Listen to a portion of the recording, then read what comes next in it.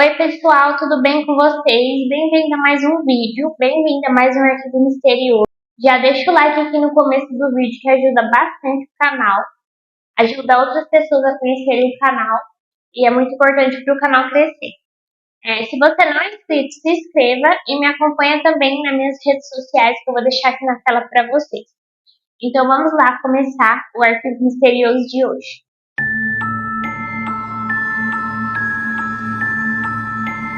No nosso arquivo misterioso de hoje, a gente vai contar a história do ex-maculador de crianças, Francisco das Chagas. Francisco das Chagas nasceu em 1965 em Caxias, no Maranhão, e ele cresceu em uma família completamente disfuncional. Quando ele tinha apenas 4 anos, ele foi abandonado pela mãe e ela simplesmente saiu de casa e deixou ele lá com os irmãos. E 2 anos depois, o pai dele acabou abandonando ele também. E a avó dele passou a criar ele e educar. Porém, a criação com a avó dele era de forma muito rígida. Fazia muitas besteiras, ele era muito atentado. E por conta disso, a avó dele sempre batia muito nele e brigava. Ela chegava até a fazer uma lista de malcriações de tudo errado que ele fazia. Quando a lista chegava em um determinado número, ele era obrigado a ir até um matagal, escolher um pedaço de madeira com o qual ele iria apanhar. E na infância, para ajudar a avó dele, ele acabava vendendo alguns doces e bolos. E nessa época, enquanto ele vendia bolos, ele acabou sendo abusado por um tio. Não se tem muitas informações da infância do Francisco. Porém, já adulto, ele se casou e teve 2 filhos. De 1991 a 2003, a capital maranhense e os municípios vizinhos de Passo Lumiar e São José do Ribamar começaram a ter vários assassinatos, aproximadamente 42 assassinatos confirmados de meninos de 4 a 15 anos. E todos, sem exceção, eram de classe extremamente baixa. As vítimas que foram encontradas tinham sinais de abuso, mutilação e o assassino também removia suas genitais.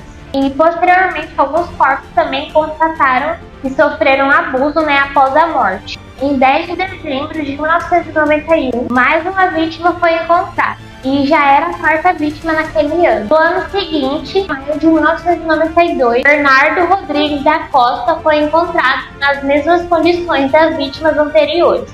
E a morte dele foi anunciada em todos os lugares, rádio, TV e jornais. E por conta disso, as autoridades perceberam que os assassinatos tiveram uma pausa, Então, durante algum período, depois de toda essa repercussão, o assassino teve uma pausa e não fez mais nenhuma vítima por algum tempo. E em 1994, 2 anos depois de toda a repercussão, os crimes voltaram a acontecer. E a polícia não tinha nenhuma pista, não tinha nada, testemunha nem nada. E a polícia não fazia ideia de quem poderia ser e que muito menos tinha um serial killer ali na época. Em 10 de fevereiro de 2003, Daniel Ferreira Ribeiro, de 4 anos, foi encontrado. Ele era filho de Domingos Ribeiro e Mônica Ribeiro. E ele desapareceu na época no bairro Jardim Tropical. E o desaparecimento do Daniel foi muito difícil de entender, ficou muito confuso, pois ele sumiu por volta da 1 da manhã enquanto dormia em uma rede com seu pai e seu irmão de 2 anos. E ele acabou sendo levado sem que o seu pai ou irmão vissem. Então todo mundo começou a achar aquilo muito estranho, porque como ninguém reparou no desaparecimento dele na hora que ele saiu. E ele simplesmente sumiu sem deixar nenhum vestígio. Então a polícia começou as investigações e os familiares espalharam vários cartazes na busca de encontrar o Daniel. E com isso, novamente, o caso repercutiu bastante, então a polícia resolveu investigar mais a fundo. Eles começaram a fazer vários estudos de crimes que envolviam crianças e com as vítimas ali da região. Então, comparando, foi possível detectar um certo modus operandi, evidências nas lesões dos cadáveres e os lugares onde eram achados e também outras semelhanças. E com isso foi estabelecido 3 linhas de investigações. A primeira delas tinha como estudar terreiros de Umbanda de São Luís, porque eles achavam que as crianças poderiam estar sendo usadas para sacrifício ou oferenda. A segunda linha era investigar uma seita chamada Luz, que significava Lineamento Universal Superior. E com isso seria investigado a mesma coisa que seria nos terreiros de Umbanda. E a terceira, basicamente, buscava estudar a relação sobre a seita Luz e os terreiros de Umbanda. E mesmo com todas essas mortes, né, e essas investigações, a polícia ainda não tinha levantado a hipótese de um serial killer. Eles simplesmente achavam que era coincidência. Em 6 de dezembro de 2003, Jonathan Silva Vieira, de 15 anos, desapareceu. Os delegados de polícia entraram com ação para investigar pessoas próximas da vida do Jonathan. Então, a irmã do Jonathan, Regiane Vieira, informou que o Jonathan tinha saído pela última vez com o Francisco e eles tinham ido juntos colher Jussara. Jussara é uma frutinha parecida com a do açaí, que é mais comum lá no Maranhão. E no mesmo dia, às 4 da tarde, a polícia foi atrás do Francisco na casa dele. Porém, chegando lá, ele não estava. E depois que o Francisco soube que os policiais tinham ido na casa dele, né, para fazer algumas perguntas, ele foi na casa do Jonathan e ameaçou a família dele e disse que ele não tinha saído com o Jonathan, que era para eles dizerem para a polícia que ele não tinha saído, que ele nem conhecia o Jonathan, que era tudo mentira. E toda essa história, né, e essas ameaças chegaram, né, para a polícia. Então, os investigadores, né, convocaram o Francisco para que ele desse depoimento, né, e falar por que ele estava ameaçando, né, a família do Jonathan, já que ele não tinha nada a ver, né, com o desaparecimento dele. Então, o Francisco contou a mesma coisa que ele tinha falado, né, para a família do Jonathan. Disse que ele não conhecia o Jonathan, que ele nunca tinha visto ele, que muito menos eles tinham saído juntos. E ele contou, né, toda a rotina dele daquele dia e em nenhum momento ele mencionou o nome do Jonathan. Então, né, por falta de provas, o Francisco foi liberado e voltou para casa dele. E a irmã do Jonathan, a Regiane, ela continuou insistindo para a polícia, tinha total certeza que o Jonathan tinha saído com ele sim, e que era para a polícia investigar mais a fundo, porque o Francisco estava envolvido. Então, no dia 10 de dezembro, foi executado um decreto de prisão temporária para o Francisco. Então, ele ficou detido na delegacia da cidade. Em depoimento, o Francisco disse que uma época da vida dele, ele acabou morando em Altamira. E Altamira também teve várias vítimas. E a época que o Francisco morou coincidia com a época que essas vítimas foram encontradas. E na cidade de Santana também, que era a cidade atual. E o Francisco era namorado da tia do Daniel Ribeiro, que foi o que desapareceu algum tempo antes. E por conta disso, as autoridades resolveram investigar a vida do Francisco mais a fundo para ver todas as épocas e cidades que ele acabou morando, e principalmente da época que morou em Altamira, no Pará. No dia 16 de janeiro de 2004, um homem encontrou restos mortais enquanto caçava na mata de Santana. Então, imediatamente, ele ligou para a polícia. Ao lado dos restos mortais, haviam roupas que pareciam ser masculinas. E para a polícia não houve dúvidas, era o Jonathan. Não precisava nem fazer o teste de DNA, pois haviam lesões ósseas e traumas de infância que o Jonathan tinha. E assim fizeram que o corpo do Jonathan fosse identificado. Então, naquele mesmo dia, o Francisco foi denunciado por homicídio e ocultação de cadáver. Porém, mesmo assim, ele continuava negando sua participação no crime. Então, os investigadores descobriram que a maioria dos lugares que os corpos foram encontrados, o Francisco tinha passado. Ou era no local que ele trabalhava, ou era perto da casa dele, ou algum lugar que ele passou por algum tempo. E o Francisco também costumava ser visto retirando madeiras de alguns matagais ali da região, e que era a mesma localidade onde vários corpos foram encontrados. E a casa dele também foi investigada, e alguns objetos também foram apreendidos, como roupas que tinham o mesmo corte das roupas das crianças encontradas. E alguns dias depois, Rodolfo Lemes Pereira, de 12 anos, vizinho e amigo do Francisco, acabou dando depoimento para a polícia.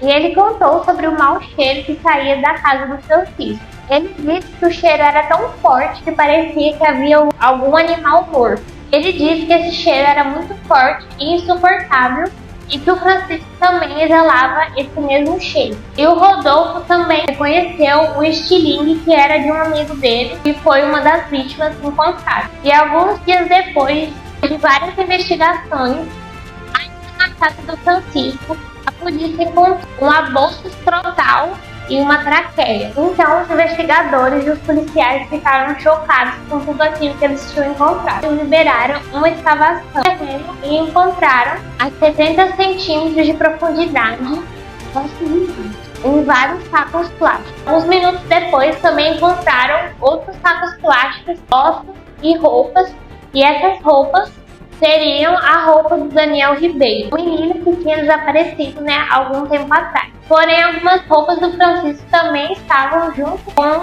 esses sacos plásticos. O Francisco continuou negando tudo e disse que aqueles ossos poderiam ser, que antigamente naquele terreno poderia ser um cemitério. Então a polícia decidiu interrogar ele mais uma vez e mostrou as roupas e os ossos que tinham achado ali no quintal dele. Então a polícia apelou para o lado emocional e falou de várias consequências que iria acontecer com os filhos do Francisco caso ele não confessasse. E que as filhas dele ali não eram menores de idade e o quanto elas iriam sofrer com aquilo. Então, depois de aplicarem essa estratégia, o Francisco acabou confessando. Então, ele detalhou aos investigadores todo o passo a passo que ele tinha feito. Então, a polícia achou melhor que ele fosse nos lugares que ele tinha deixado os corpos, porque assim ele lembraria melhor. E assim ele fez. Ele foi detalhando em ordem cronológica cada assassinato. E o Francisco confessou também que só depois de matar ele cometia abuso e tirava seus órgãos genitais. E ele também foi questionado sobre os crimes em Altamira, mas inicialmente ele também negou tudo. Foi perguntado novamente, ele disse que não se lembrava. E ao ser instaurado o inquérito policial pela Polícia Civil, tanto pela Polícia Federal, em Altamira, ele foi levado para lá, para que ele corresse os locais onde as vítimas foram encontradas, para ver se assim ele confessava ou se lembrava de algo. E lá ele também acabou confessando os crimes. A maioria das vítimas retirou suas mãos e dedos e posteriormente também cometeu necrofilia. A defesa que cometia isso em obediência a uma aparição que dizia exatamente como seria cada morte. E a aparição vestia roupas brancas e ficava flutuando. E essa visão dava poder, fazia com que as vítimas não conseguissem resistir e fazia com que nenhuma reagisse. E ao todo, Francisco cometeu 42 homicídios, 3 lesões corporais caracterizadas por emasculações com sobreviventes em meninos de 4 a 15 anos. E o Francisco, ele é considerado sim um serial killer, pois ele demonstrava pouco afeto, não expressava comportamentos amorosos, não fica nervoso e não expressam reação ou culpa. E todas essas são características que definem um serial killer além do modus operandi. Francisco passou por vários julgamentos até chegar na sua pena atual, de 385 anos de prisão. E atualmente ele tem 57 anos e se encontra na unidade prisional de São Luís em regime fechado. Então esse foi o arquivo misterioso de hoje. Então agora eu vou dar minha opinião sobre o caso. Esse é um caso bem triste, de bastante aflição, muito triste, principalmente porque foi com várias crianças, Esse é um caso pesado também, muito triste. Eu não costumo trazer casos assim, não tem muito o que falar, Eu só penso família dele, como que a família dele não descobriu ali o cheiro forte que o vizinho disse que tinha. Eu imagino que os outros vizinhos também sentiu, e como ninguém achou estranho, ou ninguém denunciou, E também muito triste para todas as famílias, A polícia falhou, Se eles tivessem agido antes, tinha poupado várias vítimas. Então é isso. Eu quero saber a opinião de vocês, tá? Quero saber o que vocês acharam desse caso, um caso brasileiro. Eu quis trazer aqui pro canal porque quase não tem nenhum caso brasileiro por aqui. Então é isso. Me fala o que vocês acharam. Se você não deixou o like, já deixa. Se você não é inscrito, se inscreva. E me acompanha também nas minhas redes sociais, que por lá tem Arquivo Misterioso também. Então é isso. Um beijo e até o próximo Arquivo Misterioso.